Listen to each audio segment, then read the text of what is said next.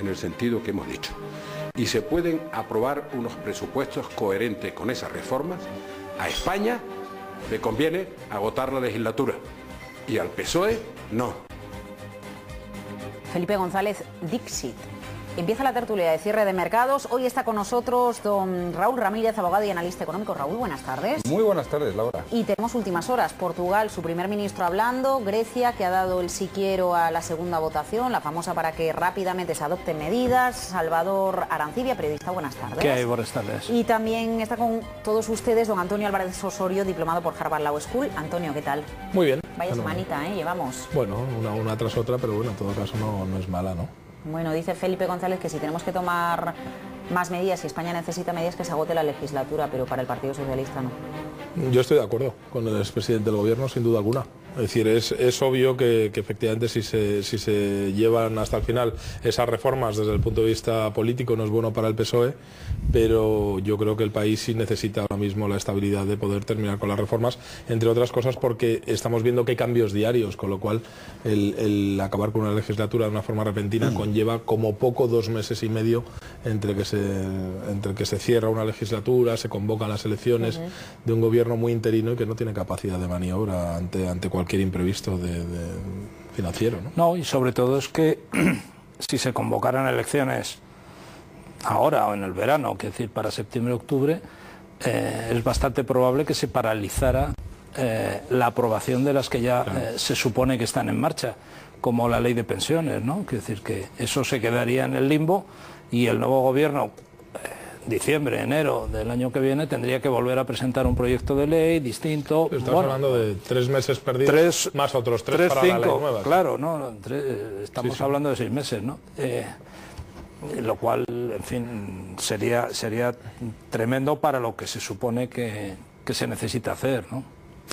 Yo, como soy incrédulo por naturaleza, y creo que las cosas nunca ocurren por casualidad, y menos con el Partido Socialista o con a mí estos miembros del Partido Socialista, hoy se dan 3 elementos. Las declaraciones del expresidente, que me han parecido curiosas, sobre todo la contestación que le ha dado a Rubalcaba esta misma tarde, ¿no?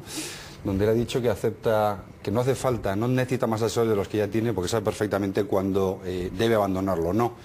Y lo sabe perfectamente porque voy a comentarte una conversación privada con 3 socialistas de esta misma mañana. Ellos tienen perfectamente marcado un mapa de ruta ya.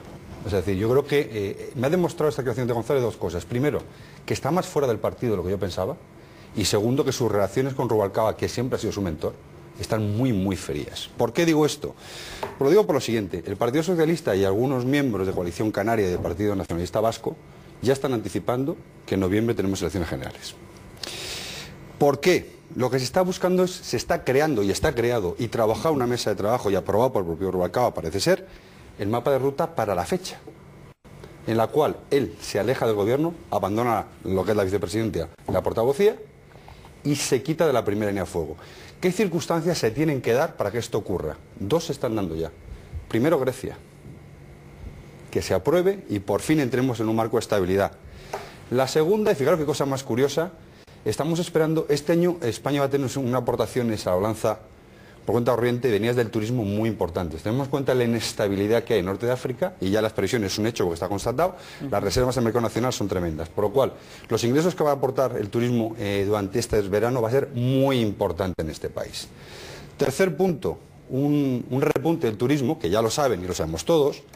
¿Qué es lo primero que va a producir? Empleo. Exacto, un descenso de la tasa de paro. Con lo cual estamos maquillando, y en esto Rubalcaba es un crack, artificialmente está creando el escenario. Y ahora falta otra cuestión. Tenemos turismo, tenemos empleo, tenemos una situación económica aparentemente estable hasta que vuelva a necesitar Grecia dinero. Por el momento calmamos la fiera, nuestra prima de riesgo ha reducido, estamos confortables, más o menos confortablemente claros. Y ese será el momento, antes de aprobar la Ley General de Presupuestos del Estado, en el cual se anuncian las elecciones. ¿Por qué? Porque se va a buscar el mejor momento dentro del peor escenario económico posible. Es decir, cuando tengamos la posibilidad de aparentar como que no lo hemos hecho tan mal, era circunstancial, era una crisis mundial, y señores, este Partido Socialista que nos ha llevado a este país a la ruina, vean, un momentín, vean cómo solucionan. ¿Cuáles serían los dos? Y yo aquí, hablando con mis compañeros, amigos socialistas, les decía, ojo, pero hay 2 elementos que nos van a llevar a la realidad. El primero de ellos, las afiliaciones a la Seguridad Social. Si siguen cayendo, demostraremos que es falso esta teoría. Y segundo, consumo. Si el consumo español interior, luego podemos hablar de las tasas de ahorro de las familias, no dispara, no crece, esto es artificial. Y es una película más que el Partido Socialista piensa poner en marcha para, en el mejor momento posible, para ellos adelantar las elecciones. Por tanto, lo que decía el expresidente tiene razón, pero muy mediatizado por lo que va a hacer Rubalcaba. ¿Qué le querían contestar a ver a don Raúl? Bueno, yo es la primera vez que efectivamente veo que el señor Rubalcaba lleva la contraria del señor González, ¿no? No sé si son la misma cara, si son las distintas caras de una misma moneda, pero al final esa situación no sé cómo se ha producido. Lo que sí es cierto es que lo que se va a pretender o lo que se pretende y lo que creo que está descontando el Partido Socialista es una derrota en toda la línea, porque yo creo que la derrota como tal ya está descontada y lo que estamos pendientes es de cuál va a ser el margen de diferencia, de si efectivamente el Partido Popular va a obtener una mayoría absoluta muy holgada, de si va a necesitar el apoyo de nacionalistas. Es decir, va a depender de muchas cosas. Pero yo creo que estas elecciones del año 2012 el Partido Socialista las tiene ya descontadas, las tiene perdidas, pero en todo caso depende de esa distancia que haya entre un partido y otro el que quede una plataforma razonable para poder atacar en el 2016 unas elecciones con ciertas posibilidades de éxito, ¿no? Porque una vez que cambia el gobierno y que cambia el signo de la sociedad, después eso es muy difícil, como vimos en el 2004, es muy difícil de cambiar y tiene unas tendencias que van muy vinculadas a los ciclos económicos, no a realidades políticas ni ideológicas. Es cierto que se puede dar esa situación, lo que es cierto es que seguimos teniendo 5 millones de parados, ¿no? Es decir, que eso es una importante y que eso no lo va a cambiar ni el señor Rubalcaba ni nadie, puesto que en definitiva van a cambiar 2 o 3 meses por una tendencia estacional y coyuntural, pero en ningún caso va a ser una cosa tan sumamente desbordante como para hacer pensar que es que la crisis ha desaparecido y que los 5 millones de parados de repente, por arte de magia, van a volver a trabajar, ¿no? ¿Y no les va a servir de revulsivo que Grecia siga adoptando medidas, que hoy Italia adopte un plan de ajuste de 47.000 millones, que Portugal está hablando en este momento su primer ministro, bueno, hablando es un momento histórico, las medidas son necesarias, porque a lo mejor eso se produce un efecto arrastre, ¿no? Bueno, nosotros lo hacen, me voy a lanzar a la piscina y voy a hacer lo que hace falta. Yo creo que lo que está ocurriendo es que hay, digamos, una segunda vuelta de ajustes. Es decir, Grecia ya lo ha aprobado, Portugal está empezando a hablar de hacerlo, Italia ha puesto en marcha un plan, que el esfuerzo básico es en 2013, no es en 2012, es decir, que ahí se está jugando con un poco de tiempo para las elecciones que tiene que haber allí también. Es decir, que todo el mundo está, hombre, mirando de lado cuando les toca hacerlo, ¿no? No, yo lo que quería decir, lo de noviembre, sí, el razonamiento está bien, pero falla en sí mismo, ¿no? Es decir, en septiembre volverá a crecer el paro en España. Por lo tanto, y eso lo sabremos el 1 de octubre. Y el paro volverá a crecer en octubre y lo sabremos el 1 de noviembre. Con lo cual, si hay elecciones en noviembre, lo del efecto este famoso del tirón del empleo por el turismo, que es verdad y se va a producir, desaparece o se matiza mucho en los meses siguientes e inmediatamente anteriores a las elecciones de noviembre, con lo cual yo ahí no lo tengo nada claro. Quiero decir que no digo que con quien hayas hablado te lo hayan dicho, porque es verdad que hay quien lo dice, y también es verdad que es que en febrero y marzo pues tampoco va a ser la cosa estupenda, ¿no? Hay una corriente, además una corriente muy fuerte en el Partido Socialista en la actualidad, donde ya no se habla de noviembre, incluso se habla de octubre.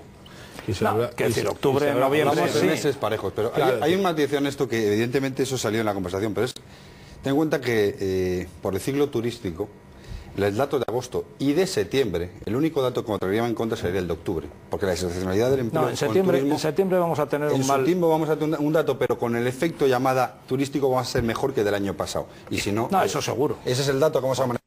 Al final esto está mejor que el año pasado. Estaríamos a un mes de elecciones, con lo cual... Estamos en plena campaña electoral. Sí, bueno, esa es la foto, pero yo quiero separar dos cosas, ¿no? Porque una cosa es cuando decida Rubalcaba quitarse de la primera línea para prepararse su campaña electoral, y otra cosa es cuando Zapatero decida convocar elecciones. No mezclemos, o sea, son dos cosas distintas. Zapatero tiene que hacer dos cosas y no puede hacerlas por mucho que le presione su propio partido, que es, como decías, Laura, antes del verano la reforma de las pensiones, eso tiene el que cerrarlo, porque no puede quemar a su candidato. en esa negociación, y a la vuelta de las vacaciones, que es el mes de septiembre, tenemos la reforma de las cajas de ahorros.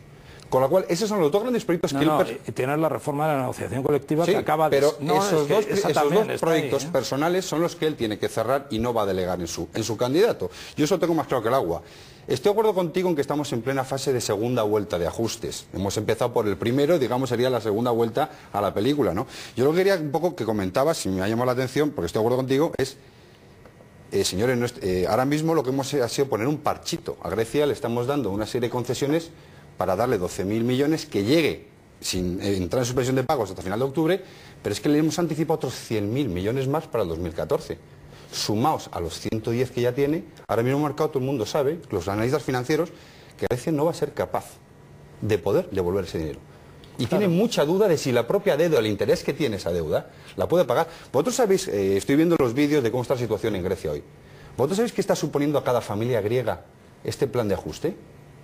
En términos de renta familiar, 2.456 euros es que cada por año. griego nuevo que nace, creo que nace con una deuda de unos 30.000 euros. Que es el salario anual medio de una familia. Es decir, nace. en términos reales, Grecia la hemos condenado a una pérdida de Producto Interior Bruto del 3,8, y teniendo en cuenta que tiene un déficit del 166%. O sea, es una auténtica burrada la situación en que está Grecia. Yo sigo preguntándome, y lo he hecho mucho en esta mesa, si estos planes de rescate sirven para algo. Si realmente un señor para que no alargar sabe, la cosa, ¿no? alargar la enfermedad terminal del muerto. O sea, señores...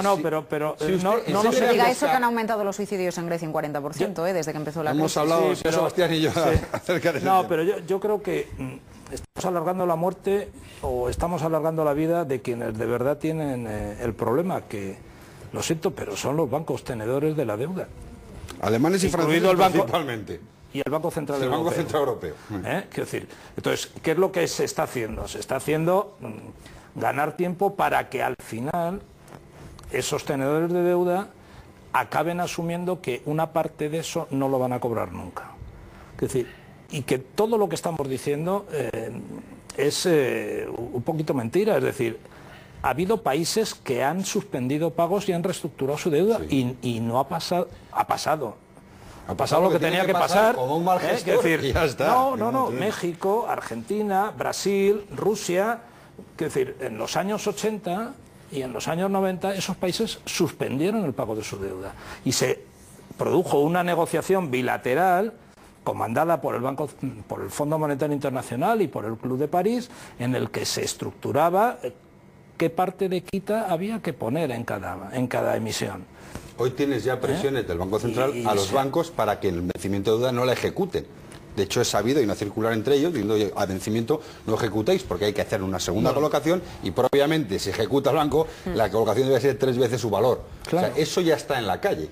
A mí la pregunta está, si todos estos planes, toda esta cantidad de dinero, lo que dice Trichet, todos esos impuestos que hay que meter en la propia Europa, ¿tiene sentido a una persona? Impuestos, por cierto, en Portugal, impuestos extraordinarios a los ingresos, lo está anunciando hasta ahora Passos Coelho, de las poquitas medidas. Pero porque Trichet ya lo ha dado. Es decir, y es lo que esta mañana López Garrido, que es secretario de Estado, pero en fin, forma parte del gobierno socialista, ha pedido, ¿no?, que se suban los impuestos, que pague más el que más tiene, es decir, pero, Antonio Sebastián, que se empiece... Mi pregunta es mucho más sencilla. Si alguien ha llegado a una situación de insolvencia por una mala administración, porque al final para mí un Estado es más que una gran empresa, en este caso pública, ¿no tiene más sentido que le enseñemos a un mal administrador a administrar y luego le demos los recursos, en lugar de darle los recursos antes de enseñar a administrar? Porque se vuelve a repetir el ciclo. Lo que pasa es que aquí el reloj corre en contra, ¿no? Si tuvieran... Por eso mismo se va a aprovechar los pequeños destellos de luz que haya puntuales, porque será el momento para que uno ponga y salga lo más guapo posible en la foto. De aquí a noviembre, en España, o octubre... No lo dice por las cajas, ¿no? No, lo digo por las cajas y por todo lo que hay. Hoy hay una circular donde ya el Banco Central no diferencia o propone la no diferenciación entre bancos y cajas. De entrada. Pues tiene todo lo lógico, es decir, al final hemos estado operando con una normativa más estricta en un sector y hemos liberalizado otro con el objeto social de una caja, en principio no era el lucro, no era.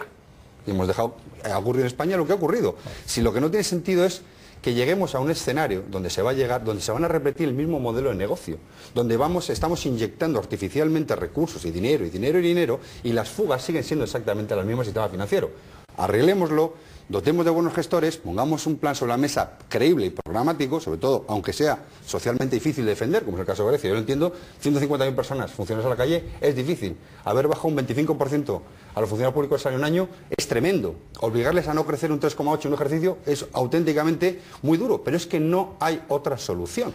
Y le va a pasar a Grecia, a Italia y a todos los países que estamos en situación en la que estamos, España incluida. Yo lo que creo es que no hay tiempo.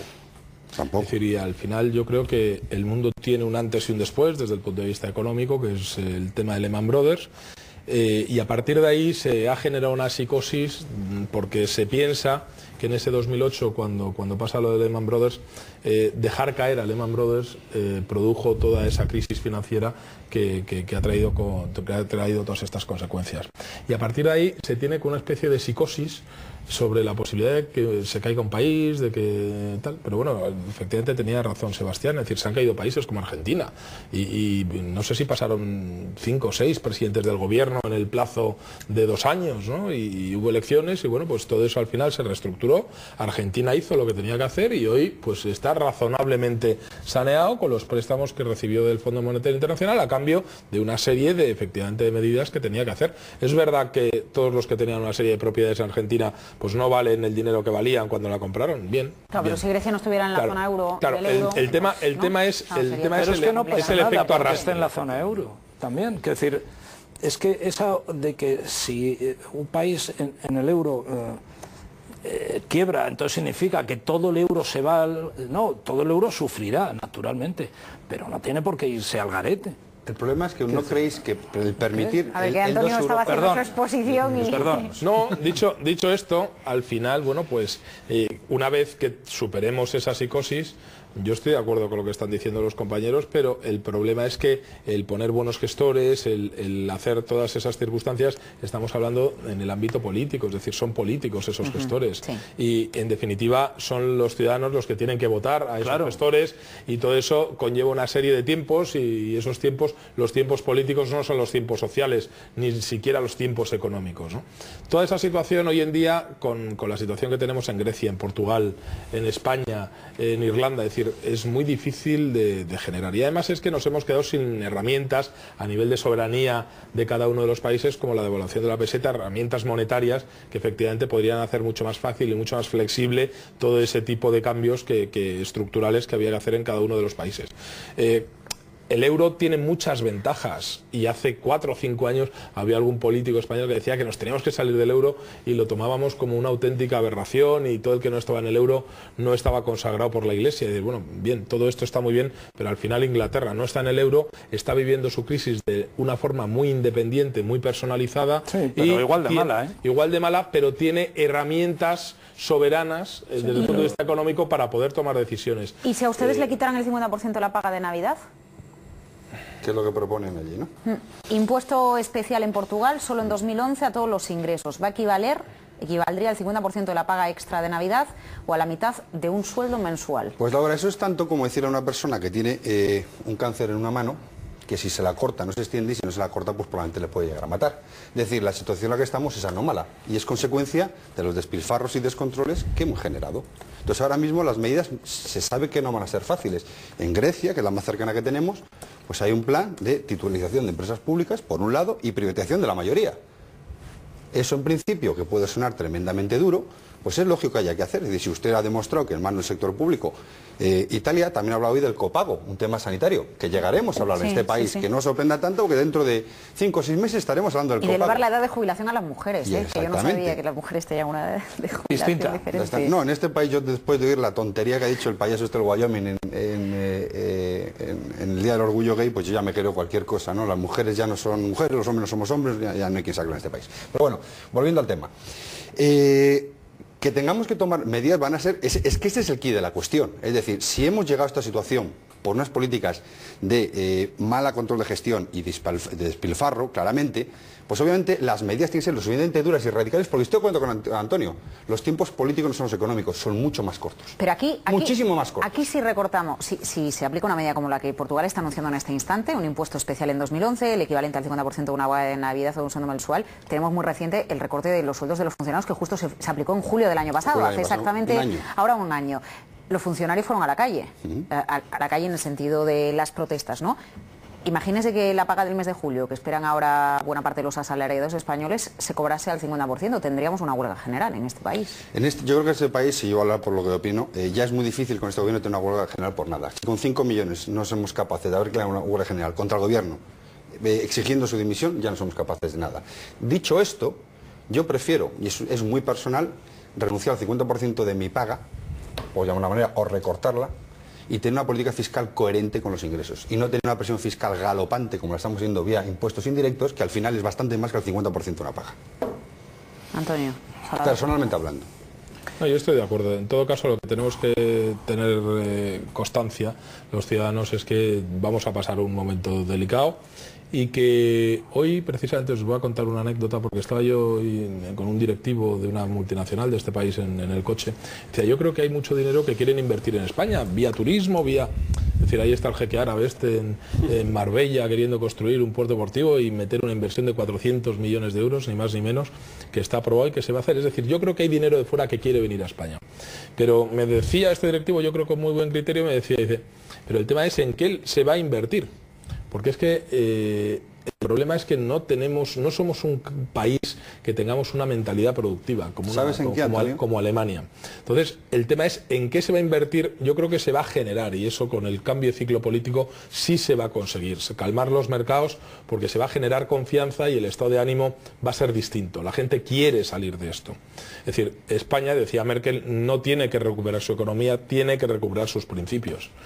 Y eso lo dijo este verano, y yo lo dijo hace muy poquito, y yo suscribo íntegramente eso. Pero es que aparte de recuperar sus principios, tiene que buscar un modelo productivo, tiene que buscar un modelo económico que sea lo suficientemente atractivo como para que la inversión extranjera venga aquí, y crear la seguridad jurídica y crear los marcos adecuados para que esa inversión extranjera venga, ¿no? Y venga para algo, y venga para que les sea rentable, y que en todo caso el dinero que dejen aquí pues les pueda rendir en algo, ¿no? Antes eran ladrillos.